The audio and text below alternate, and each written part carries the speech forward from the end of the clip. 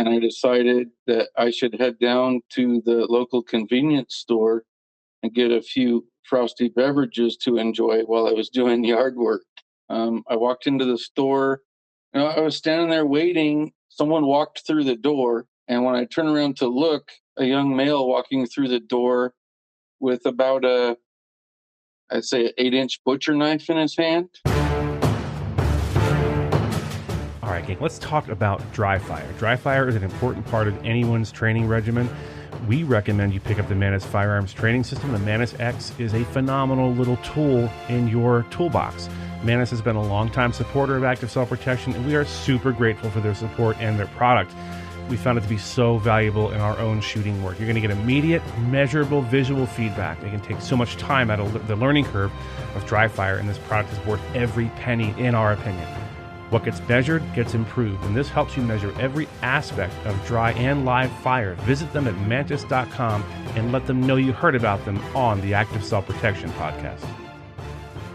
Well, alrighty, gang, welcome back to the Active Self-Protection Podcast. I am yet again your host, Mike Williver, and I am, at least for now, until you meet my new friend and hear his story, for now, I am your favorite former Fed.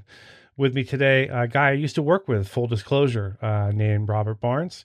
He is retired from the federal government, and how much he wants to tell you about that, I'll leave that up to him. He lives in the great state of Oregon, and he is way, way far away from all the weirdness. So, Robert, how are you, sir? I'm doing great, Mike. How are you? I'm doing good. So we keep in touch post-retirement, and he's done well for himself, and I'm happy to see him living it up. So do you have any kids at home still, like school-age kids, or no? I have 2 adult children that are married and moved away with their own families, and then I have one 11-year-old daughter that is still home with us. Very cool. So how are you enjoying retirement? People want to know. I'm loving it. Being away from the stress and the craziness of Southern California and federal law enforcement is amazing. Yeah, it really is. I can't disagree with any of that. Are you a grandfather yet? I am. 3 grandsons. Oh, you beat me to it. We have our first little granddaughter who's 18 months old, and it's just the best thing ever. People say, being a parent will change your life, and before you have kids, you're like, yeah, okay, I guess. And then you have kids, and you're like, wow, it really did. And then they tell you being a grandparent is even a whole different level of awesome, and you're like, okay, I guess. But then, yeah, it is definitely very cool. I love it. Can't get enough of my grandbaby. For sure. So, do you want to talk about what agency you work for, or leave that kind of vague? Because the listeners they understand if you want to keep that hush hush.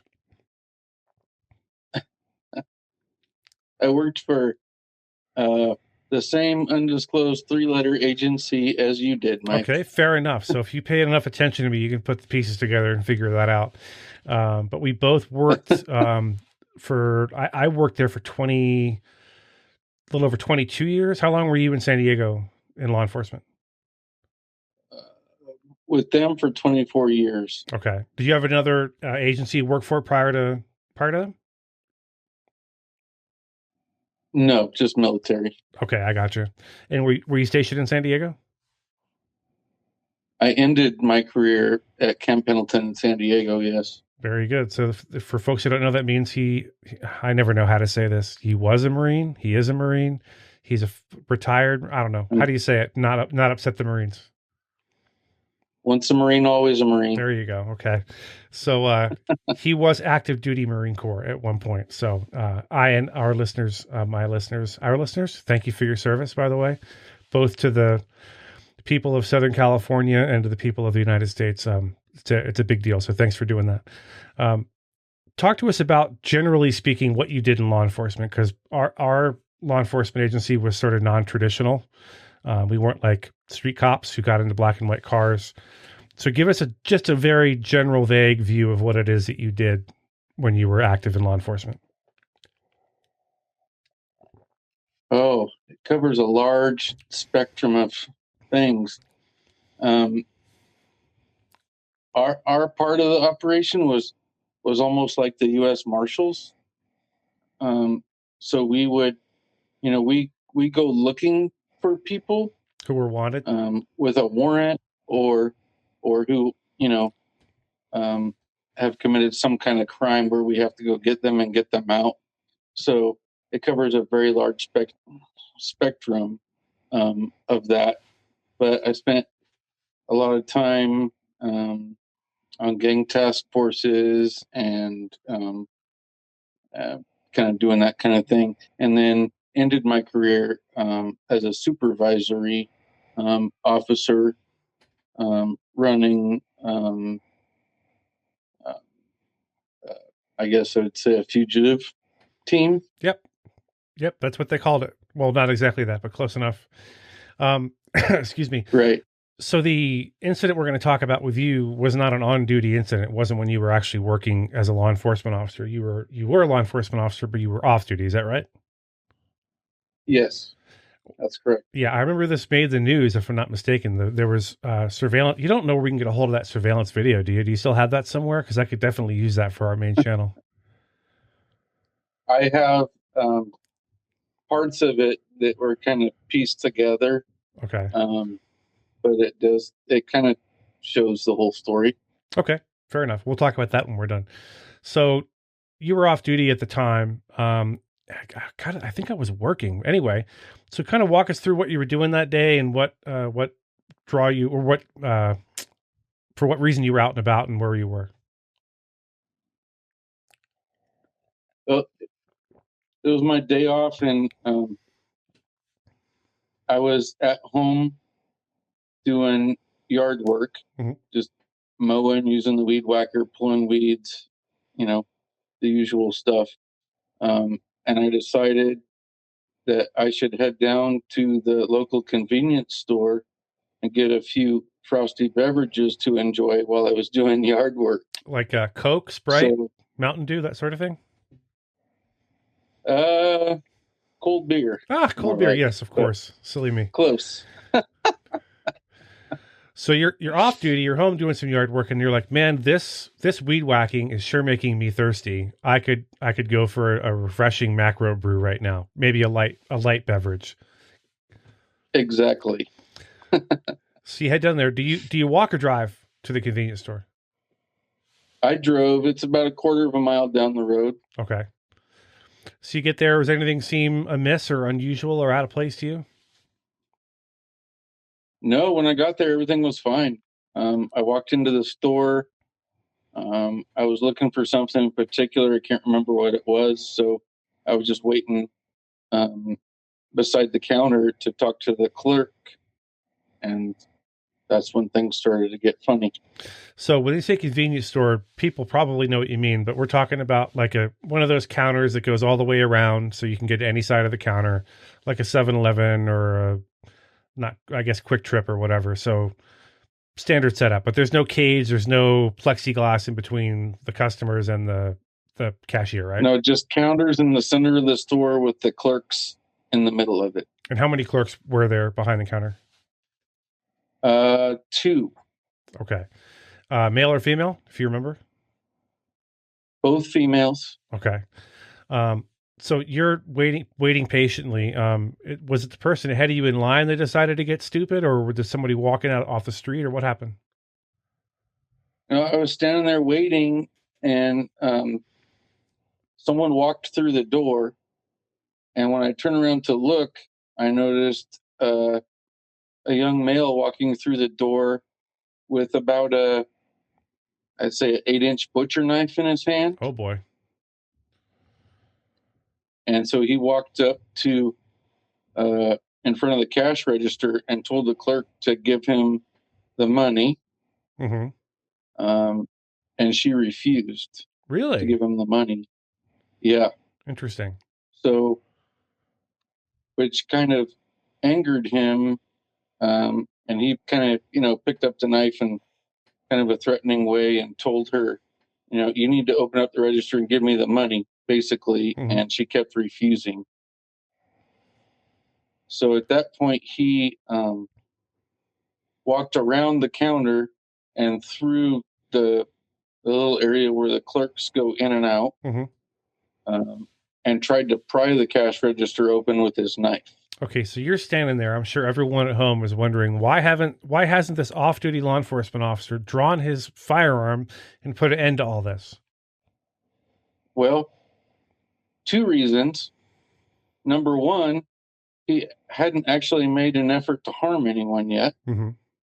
And number two, when I reached for my hip to pull that gun out, it wasn't there. Oh no. I didn't have any tools with me. Okay. So did you intentionally leave it home, or just it just slipped your mind when you left the house? You know, I'm one of those people who almost always has it with me. Mm-hmm. I carry it everywhere. Carry it to church. I carry it to work. I carry it everywhere. Mm-hmm. But I'd been doing yard work and I just didn't think about going in the house and getting it. I just ran down there for a quick second, and so unfortunately, that was when I actually needed it. Right. Yeah, which is unfortunately so often the case. So you reach down, there's no holster, no gun, right? You're just nothing there. Nothing. And in that moment, what goes through your head? You're like, well, obviously, you're like, crap, I don't have my gun. I could use it right now. But what else is going through your head? Um, I can't say that I panicked. I was kind of looking around, looking for something to use, somewhere to go. Um, but I didn't have all that much time to think about it, because when he realized he couldn't pry the cash register open with the knife, he picked it up and went after the clerk. So walk us through that. You say one after the clerk. So we're talking about like Anthony Perkins Psycho style, like hand up overhead with knife, or how exactly did he approach the clerk? Yeah, a knife in his hand, up over his head, and walking towards the clerk. Oh boy. And there wasn't much room there for her to go anywhere. So, um, that was kind of the point where I had to do something. Right. And I don't even remember thinking about it. It just kind of happened. And I walked around the counter, walked up behind him, kind of yelled at him or whatever. And when he turned his head, I just punched him in the side of the head as hard as I could. Yeah, for those who can't see or haven't seen the video or I don't know, hopefully I'll be able to get it for you. But it was quite a punch. Did you box in the Marine Corps by any chance? A little bit. Yeah, it showed, because that punch was very effective. Did he remain conscious after that punch? He was conscious, but he was kind of stumbling around. He fell over like face first on top of the counter at first. And then, the clerks and everybody ran out of there, and he stood up and he was kind of stumbling around, and I just started yelling commands at him, drop the knife, drop the knife, drop the knife. And he listened and did it. Wow. So then I grabbed him in an arm bar and took him down to the ground, pinned his arms behind his back. I yelled at the clerks to call 911 and hand me the phone. Okay, good thinking.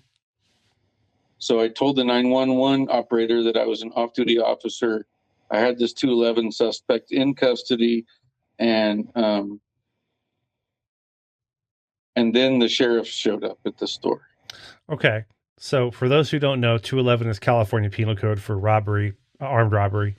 Did the dispatcher? Do you feel like the dispatcher got all the best information from you? Like, did he or she have you describe yourself, like what you were wearing or whatever? Do you remember that part? They didn't get much information from me except for where I was, what was going on, and if the scene was secure or not. Mm-hmm. But that information hadn't gotten to the sheriff's deputies yet when they came into the store. Oh boy. Okay. So walk us through what happens then. You're now, I assume you're kneeling on this person, holding their arms behind their back, behind the counter. Yeah, I've got him on the ground. I've got his arms pinned behind his back. I did think enough to pull my wallet out so that I had my badge showing in my hand when they came in, Mm-hmm. because they came in looking for an armed suspect, With a knife, yeah. not knowing that I already had him down. So they came in, guns drawn on me. Right.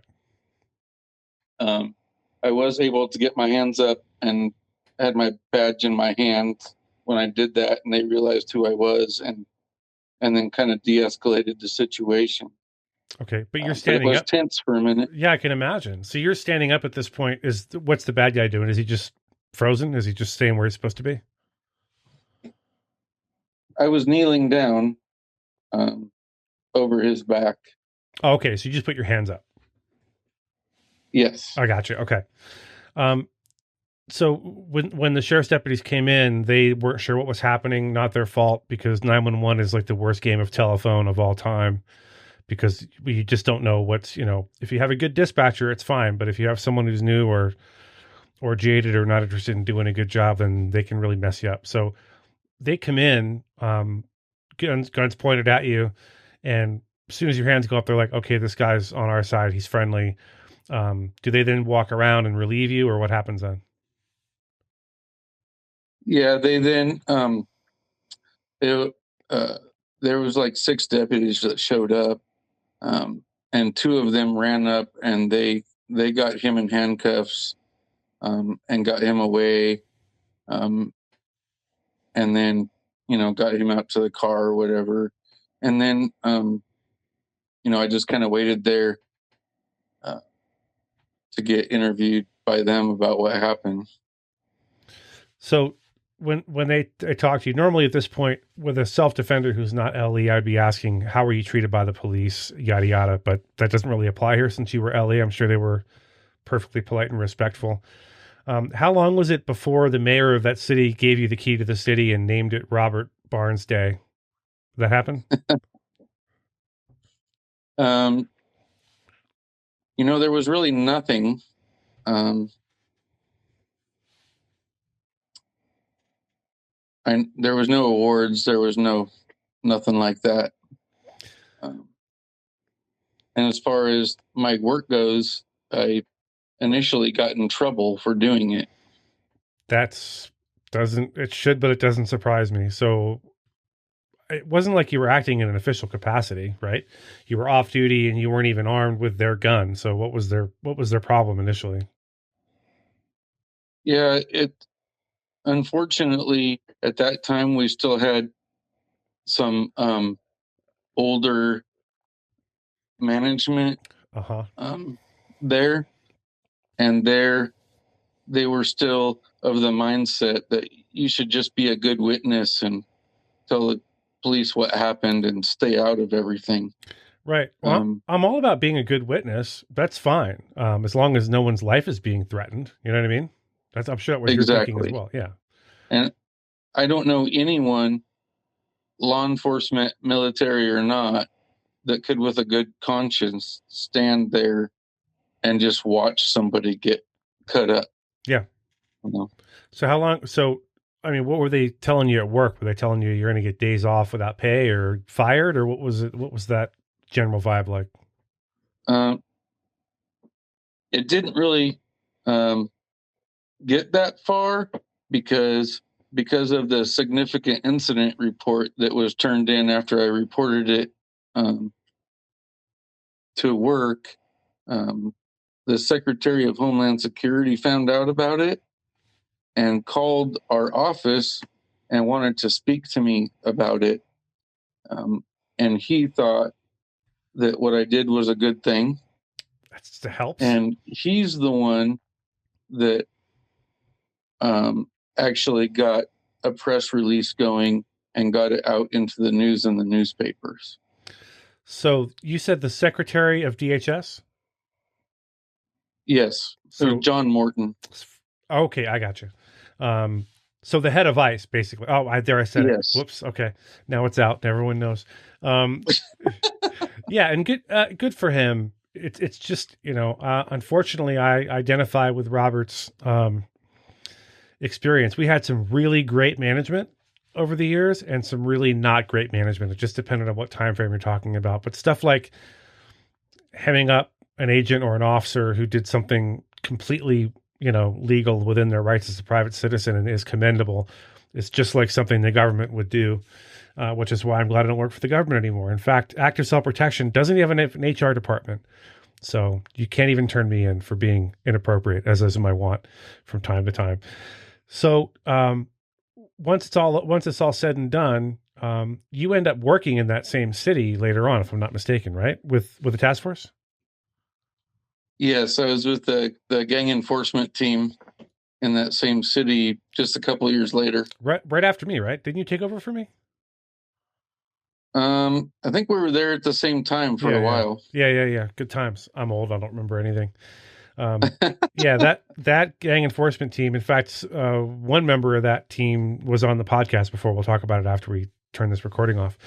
Um, but is there anything you wanted to mention? I just wanted to talk about some lessons real quick. Was there anything you wanted to add before I forget? Um, Not as far as the incident itself goes. Um, I did. I found out a lot of things afterwards, and I think that I understand a little bit more about why things happen the way they did now. Um, but at the time, it was just kind of a cut and dry. It just happened, and I just acted, and um, you know, Yeah. Well, I think someone like you would say, "I just did what anybody would do," but unfortunately, that's not true at all. You did what like maybe 10% of the population would do if we're lucky, because most people would have just run out of there or cowered underneath the counter or whatever. So what you did was extremely commendable. Only two things I can think of to talk about. One is, as we say every week on the show, on the main channel, if you don't have your tools, they're no good to you. I went out more than once because it wasn't convenient to go grab my gun from inside or whatever. I was out more than once without a firearm. Fortunately, I never got bit in the butt by it. But if you don't have your tools, they're no good to you. And the other one is, if you're law enforcement or not, especially if you're not law enforcement, if you do intercede in something like this, um, expect that even though you told the dispatcher in no uncertain terms, I'm off duty law enforcement, I have the person in custody, or at least detained. That information may or may not get to the responding officers or deputies. I mean, it's just a total crapshoot. In the event that it doesn't, expect to have guns pointed at you, possibly, and let this be a mental rep. Hearing Robert's story, let it be a mental rep for you that they may not know all the information. So don't be offended or butthurt if they point guns at you. They just didn't get the information, or they're not sure, or whatever. Move very slowly and keep the palms of your hands where they can see them, just like any other time dealing with Ellie, because they're going to be a little jumpy. They're going to be thinking they're going to get stabbed. So go that extra mile and prepare for that. If you can, reiterate to the dispatcher that, yeah, the person's not harming anyone anymore. Everything's fine. And maybe even describe yourself. Like for me, I would be like, I'm a ruggedly handsome, balder, older man, with a tan t-shirt. So they know who I am. But again, there's no guarantee that information will get to the responding units. So Robert, before we part ways, was there something now down the road after thinking about this for all these years that occurred to you? You alluded that earlier when you were speaking. Well, two things. One of them is I I realized after a few years of thinking about it why I was able to react without thinking. Mm-hmm. And that, I believe, is because I do a lot of mental like plays in my head. Scenarios, yeah. I I will envision myself in a situation and think myself through that situation and end, with me winning Mm-hmm. the situation. And I think that, stores um, roads in your brain, right? Mm-hmm. For your brain to just take that road and react instead of having to think through it all. Those are already there. Yeah. And number two, um, I found out that this young man that did this was severely mentally ill and had a lot of other issues going on. Mm-hmm. So I'm thinking maybe somebody put me there in that situation that day without my gun, Right. because that kid didn't need to die. Interesting. Yeah, that's good stuff. And again, that's folks, that's the sort of thing you won't get from the newspaper. Little tidbits like that. That's a great thing. I did not know that, by the way. That part of the story never made it to me, at least. Robert, very commendable. And now that we know the whole story, that this person probably didn't need to get shot, but needed to get punched in the head and stop from doing what they're doing. Doubly commendable what you did. I thank you for your service to our country and to the good people of Southern California. I was one of them. And take good care and enjoy the rest of your retirement. I'm sure I will talk to you soon. Thank you. Well, alrighty, gang. Welcome back to the Gutowski Files, starring Stephen Gutowski. Our more eagle-eyed viewers might notice that Stephen and I should say, are wearing the same shirts we wore last week. There's a reason for that.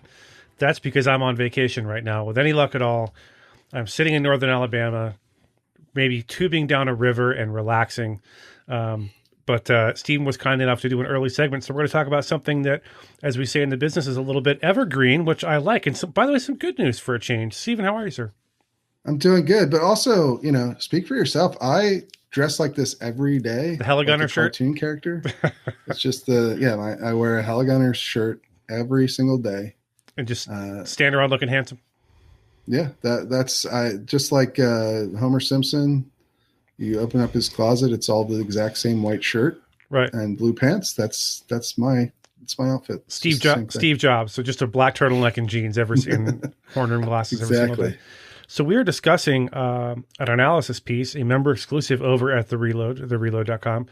And it is a positive poll for gun rights supporters, which is always nice to hear. This was written by Jake Fogelman and it came out on August 20th. So tell us, what is the good news, Stephen? Why should we be so happy? So there was a Pew poll that found that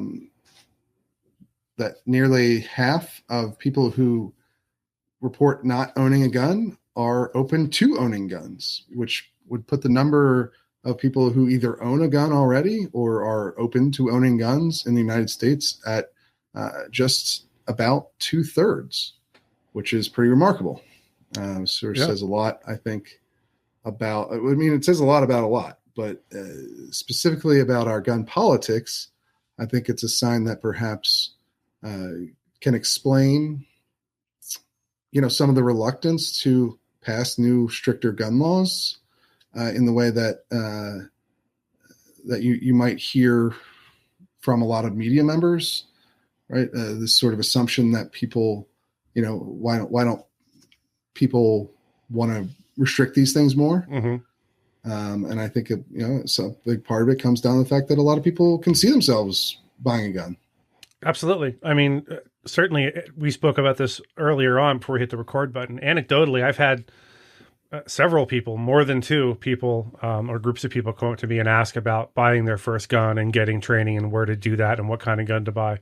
So I think there probably is something to it. I don't know why that is exactly. I don't know if it's people perceive that crime is on the rise or what. But I will say this, I'm willing to bet that, and you know this, Stephen, because you're a firearms instructor as well, I'm willing to bet that half of the remaining third of people who claim they would never ever own a gun have never been to a range. And if they did, if they got with someone like you or me and went to a range and got to fire a gun and see that it's not as scary as they thought, it might change their minds. So hopefully between the Reload and active self-protection, we are changing hearts and minds out there.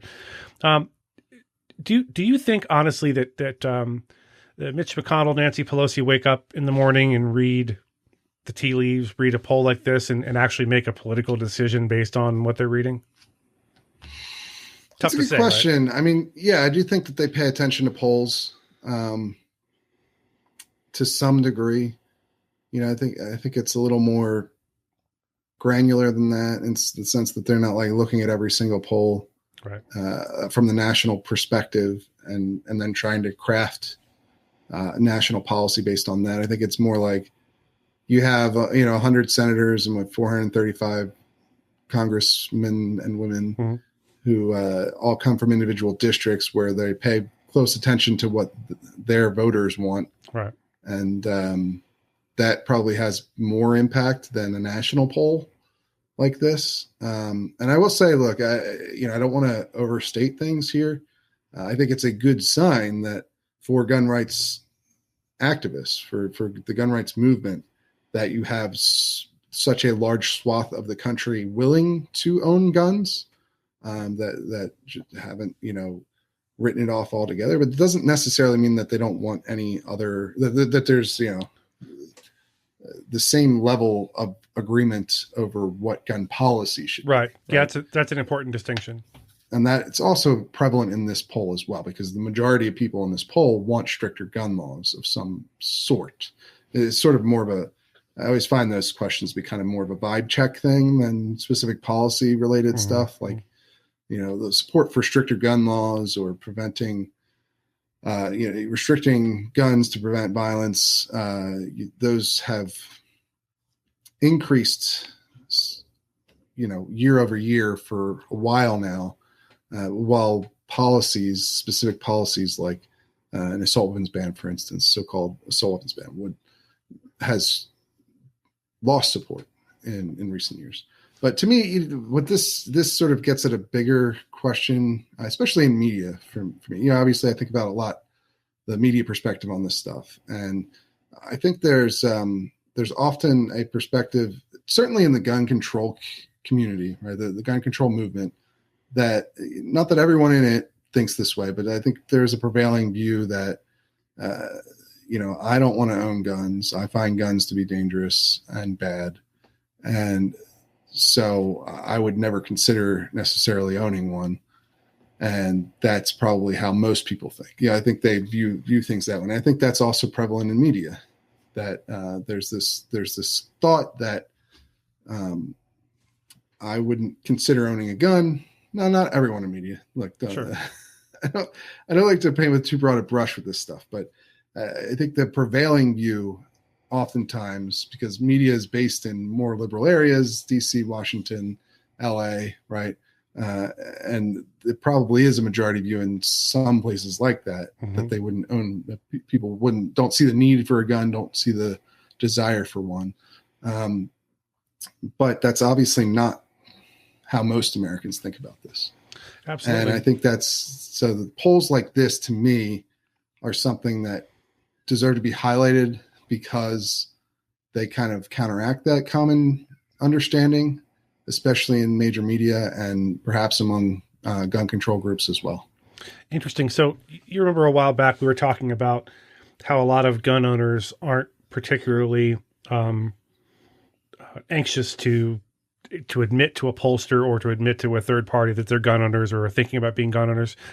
Yeah. This is an opinion on your part at this point, but do you think maybe maybe the poll might have been better had maybe gun owners or people considering gun ownership felt like they could be honest with the pollster, or for whatever reason they might have been reticent to discuss it? Do you think that's possibly a factor in the way the poll shook out? It's always possible that any of these polls, especially after that study, are underreporting people's desire to own firearms or their actual firearm ownership. The overarching reasons for why the researchers in that study identified this issue would be present in presumably any poll that you do. Of course, it's very easy, I think, if you're a gun rights advocate, or to look at that and just think every poll is way off and everyone really agrees more with me than this poll says. And obviously that's an impulse that if you're falling into, you're probably, doing yourself a disservice. But it's certainly something that I think warrants discussion, right? Like there's evidence of that kind of underreporting. And you could even say that, that study was identifying people who have the traits of a gun owner, right? According to, what the researchers discovered from the people who said they own guns, right? And so they matched that against people who said they didn't own guns, but have all the same traits, more or less. And so they found upwards of 50% of people who said they didn't own guns might actually own guns. Right. This survey is actually somewhat similar in that sense, that 50% of the people who said they didn't own guns said they would consider owning a gun. Right. Now, maybe some of those people who said they would consider owning a gun actually already own a gun. Right. It could be an effect like that happening here as well. Obviously, we can't know, because and that initial study sort of highlights some of the weaknesses, the drawbacks of survey-based estimates like this, because you have to rely on people telling the pollster the truth. And there are reasons why people might not want to do that, especially in specific communities that that poll identified. And certainly gun owners generally are fairly distrustful of authority figures, pollsters, especially if they come from media outlets or academic institutions that are perceived as anti-gun, right? So it could definitely play a role. I mean, how many more people really would consider owning a gun compared to what the response rate was? Obviously it's already at 2/3, so there's not much more room there. Yeah, I don't think it's probably that much. I was just curious. Folks, we're going to keep it brief this week because, as I said, I am on vacation. I mean, you're lucky to see me at all. Stephen, it's always a pleasure. Folks, if you're lamenting the lack of down-the-middle, sane, sober reporting on the Second Amendment and all things gun-related, go over to thereload.com, TheReload.com, and consider getting a membership. Stephen and his team rely on his membership dues to pay for their important work, and he's not over there wasting your money, folks. It's all going to very important stuff. So, all these shirts, the same shirt. He has 37 Heligunner shirts, just in case. Tons of these Heligunner shirts and blue shorts. Trust me, I'm wearing. I know you can't see on camera or hear that I'm wearing shorts, but I am. Yes. I don't have to, technically, for these things. I'm going to cut this off before Stephen stands up and we find out one way or the other. Stephen, as always. But I am. I am wearing them. As always, sir, you have the last word. Absolutely.